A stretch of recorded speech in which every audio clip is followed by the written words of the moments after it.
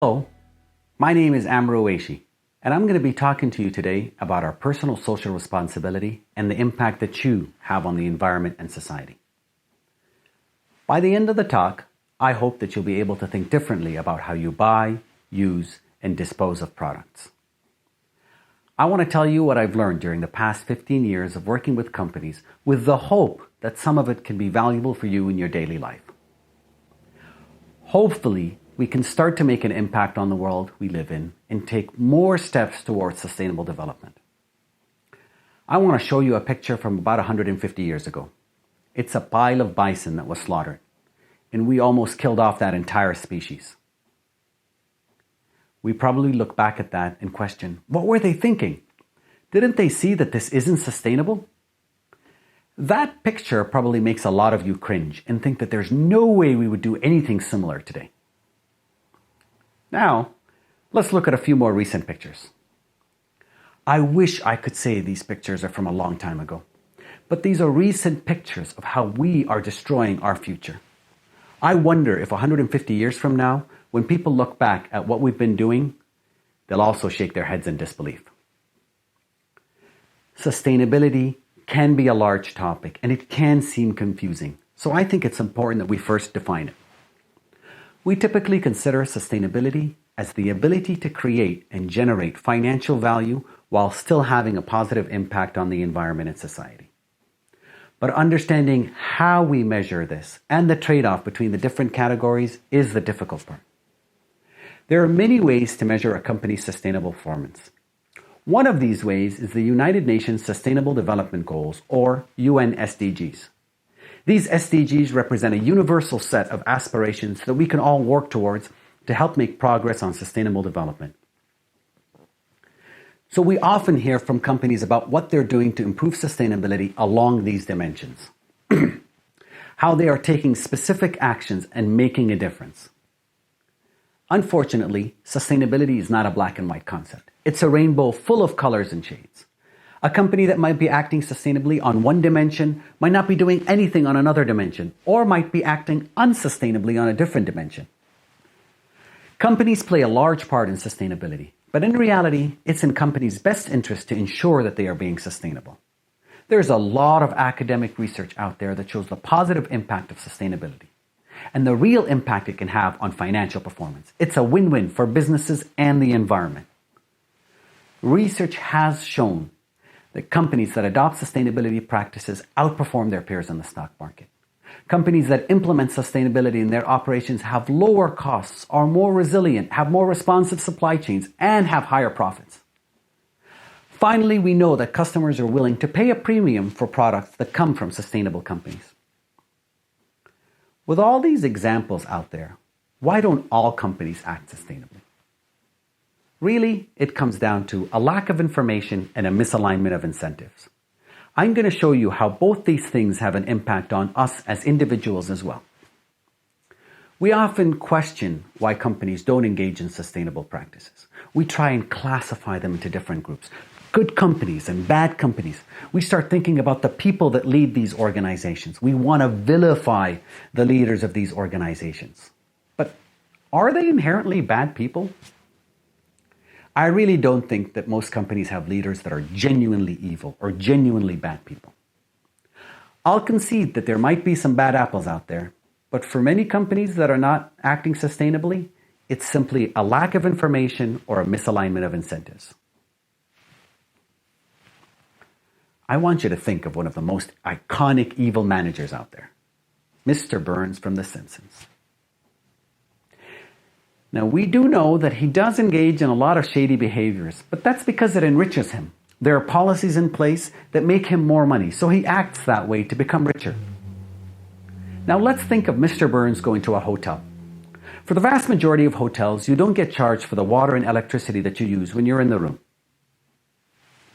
Knowing this, do you believe that when Mr. Burns checks into a hotel room, he turns on all the lights, lets the water run full blast from the tub, and then leaves the room to go for dinner? A few people might do that, but most of us don't. We won't intentionally harm the environment just because it has no direct financial impact on us. So let's talk about the information and incentive misalignment that causes people to engage in behaviors that have a negative impact on the environment and society. People like you and me. As I've worked with companies on their sustainability strategies, what we find is that the company's operations and supply chains are what impacts its sustainability. It's daily tasks that the company does. That's where it can have a difference.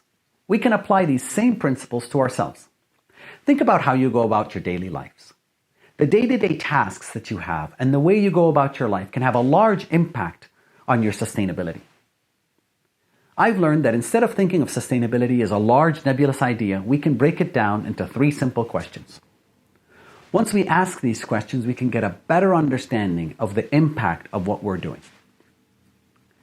As an individual, for any item that you're using or anything that you do in your life, I want you to ask 3 questions. Where is the product coming from? How are you using it? And why is it being disposed? So let's go on a journey to think about your own personal social responsibility. Now forget companies for a moment and just think of ourselves as individuals. I don't think we're all inherently evil. You don't keep the water running in a hotel room because you don't pay for it. By the way, if your faucet is running now, please pause the video and go turn off that faucet. However, I bet that you probably engage in many practices that don't make sense for you financially, nor do they make sense from a sustainability perspective. This is happening not because you're an evil person or a bad person, but because of a lack of information and the misalignment of incentives. So, let's begin by thinking about the last thing that you did. For me, it was making and drinking a cup of tea. So let's go through my 3 questions and see how my answers can better help me get more information and understand where the incentives and if they're misaligned. I know that these are specific questions for my cup of tea, and they're going to be different for each person. But my goal is to teach you the process so you can apply this to yourself. If we can't expect each other to do this and consider all these elements, how can we expect companies to do it? Back to my cup of tea. Let's start with the first question. Where is the product coming from? So for my cup of tea, it was easy. All I needed is the tea bag and some hot water. Now let's go through the process. Where did the tea come from? How was it sorted? Where was it grown? Who picked it? Was there any child labor involved? Were those pickers treated well? How did it get transported all over the world and get to me as a consumer? As you can tell from the questions, there are some questions that I control as a customer and there are some that I don't. But when I shop at the grocery store next time or online, I know these questions. I can look on the label and I can try and get some of these questions answered. Now that I know that there are potential labor issues, I can get some more information and better understand which tea I want to buy. I can buy the tea that better aligns with what I believe in and what I want the world to be. Now on to the second question. How are you using it? For tea, I usually just drink it, but let's go through the process of how I'm going to make that cup of tea. First, I'll need to boil some water. It takes 2 things, water and electricity to heat that water. How much water do I boil? Now I use the hot water kettle, but the minimum needed was more than a cup. And I filled to that line and just a bit more. Actually, I added a little bit more just in case anybody else at home wanted to make a cup, but nobody else did. And that energy on heating that water was wasted. So I spent my money on water from my utility, and then I paid for the electricity to heat about 3 cups of water when I only needed to heat 1. If I think about that the next time I'll boil water, maybe I need to find a different water kettle that lets me boil just enough water for 1 cup. Now, it might not seem that I would save much money by boiling 1 cup of water instead of 3, but if I apply the same principle to everything else that I do, it all does add up.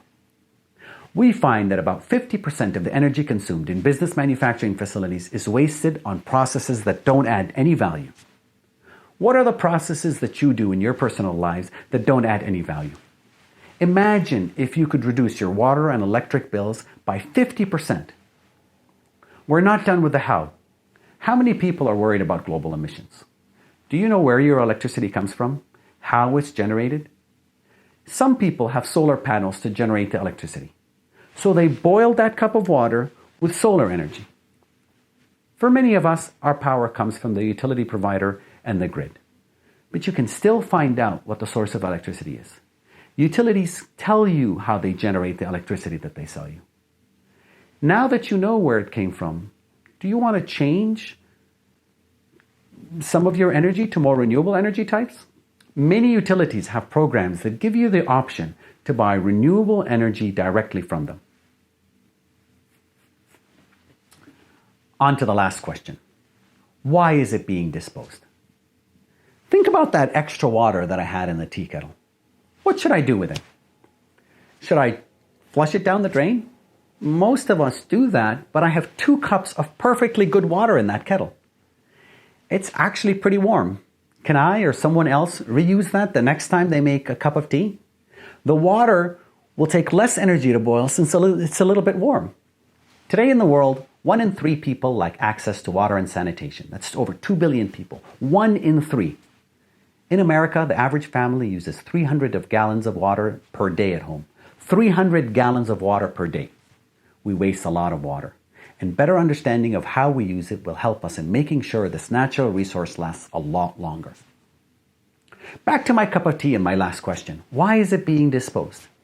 What happened to the tea bag after I use it? Most of us just toss it in the garbage, so it most likely ends up in a landfill. But was it compostable? I could have collected it, composted it, then I can use that compost in my backyard rather than buying it. That's called the circular value chain, using waste to generate value-add product. But I'd also have to ask, is the tea bag compostable? Probably not. Many contain plastic. So I could separate the tea bag, compost the tea leaves, but then what do I do with the tea bag?